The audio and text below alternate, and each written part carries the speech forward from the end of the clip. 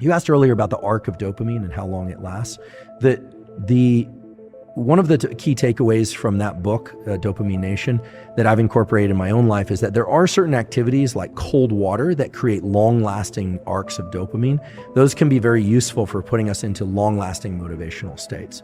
So these are not big peaks and troughs. These are the pain of the cold water followed by this long arc of dopamine. Wonderful. It's kind of an antidepressant, positive motivator, natural stimulus. I always say if you don't have access to an ice bath, cold showers, yes, will work. If you have a shower that doesn't get cold enough, keep in mind that the original studies showing this dopamine increase had people get into 60-degree water, which is not that cold, 60-degree Fahrenheit, for 45 minutes to an hour. So your water bill might go up, but you could just draw a kind of cool bath and get in that up to the neck. So, because I realize there are sometimes some cost barriers to people. Not everyone has an ice bath. Now, the way that dopamine detoxing was initially described in the Bay Area, where it seemed a lot of tech types were talking about it, was in terms of, I heard something like, oh, people aren't even looking at other people's faces. You know, they're really kind of living this like monkish lifestyle, like no food that they really enjoy, no anything. That to me seems kind of crazy and kind of extreme. I mean, I can understand not ingesting a lot of highly palatable foods, eating some blander foods. I can understand certainly not doing any prescription drugs or taking some time off from caffeine. Caffeine increases dopamine receptors, which makes the dopamine that's available more powerful at evoking the dopamine response. I can understand avoiding certain substances and behaviors, but the idea that you weren't going to look people in the eye because it was going to be too much dopamine, I mean, I guess it depends on who you're looking in the eye and how much their look positively arouses you, but the fact of the matter is that that's not a very rational way to think about dopamine detox. But staying out of high intensity, highly rewarding activities, I think could be useful in terms of reestablishing that dopamine balance. And everything we know from Anna's work is that dopamine, if you drive those dopaminergic states too long, addictive drugs, etc., people can do this with sex, food, drugs, gambling, social media, all sorts of things, pornography. What ends up happening is the amount of dopamine that's released over time goes down and down and down and down and pretty much is traversing into the territory of pain. And then people, again, are back to this thing where, they're scrolling internet porn 8, 9, 10 times or hours a day, and then they're wondering why this isn't effective for them anymore, whereas it was before. And there's an additional issue with pornography, which is not often discussed, which is that, remember, guys in particular, the brain is a learning prediction machine. And I'm not trying to say that all pornography is bad, but there are good data to support the idea that if your brain learns to be aroused by watching other people have sex, it is not necessarily going to carry over to the ability to get aroused when you're one-on-one with somebody else, right? Especially young kids who are consuming a lot of pornography, the brain is learning sexual arousal to other people having sex. So you're going to program yourself into being a voyeur? Or just create challenges in sexual interactions with a real partner. I'm approaching this only through the lens of biology, right? I'm not a psychologist, and I'm certainly not political in any way. At least I have ideas about politics, but I just don't discuss them publicly. But the idea here is that, I'm not saying pornography as a stimulus is bad or good.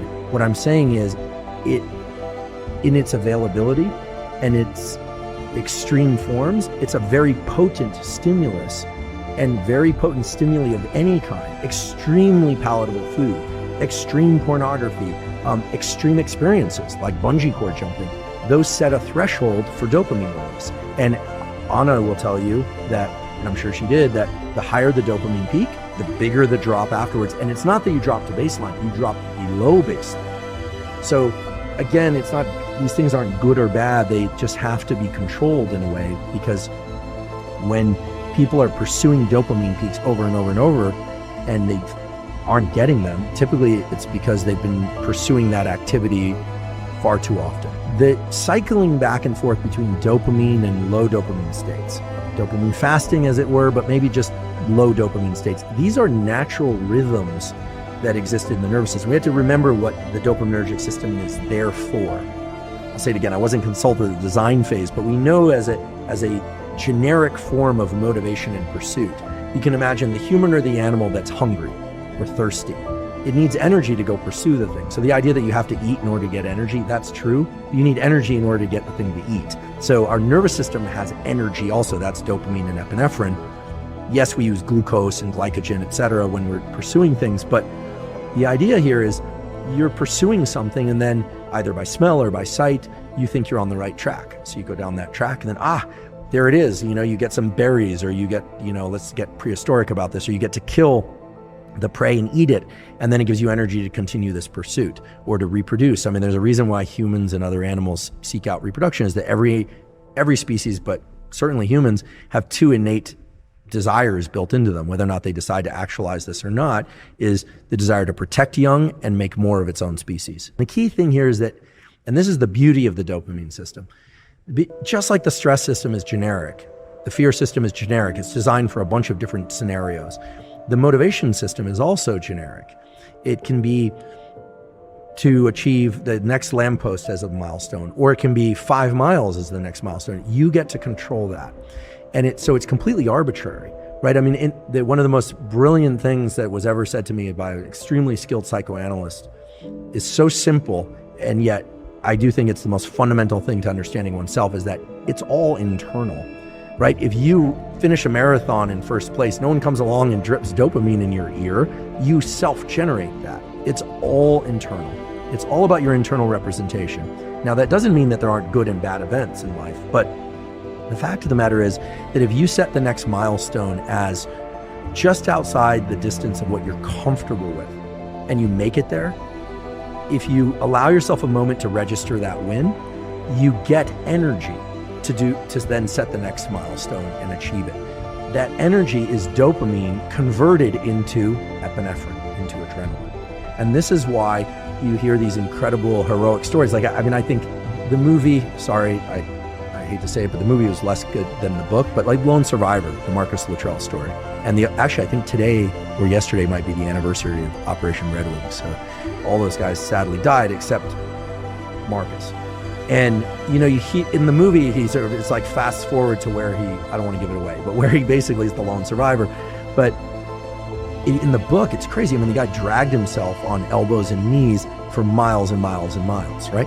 That kind of ability, where you hear about people walking on stubs to, these incredible feats of human endurance and willingness to persist. I mean, those people were able to do that not because of glycogen or they drank their goo or whatever the triathletes are always using. It's because of nervous system energy, the ability to continue to manufacture adrenaline and keep going.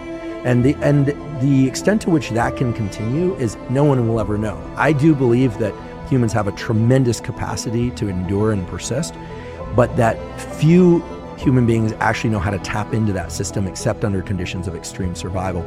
And you also hear from really good physicians, ones that aren't into woo biology or woo psychology at all, that to some extent, yes, there are people that unfortunately die in their battle against cancer, no matter what, but that the desire to continue living is a powerful force in of itself.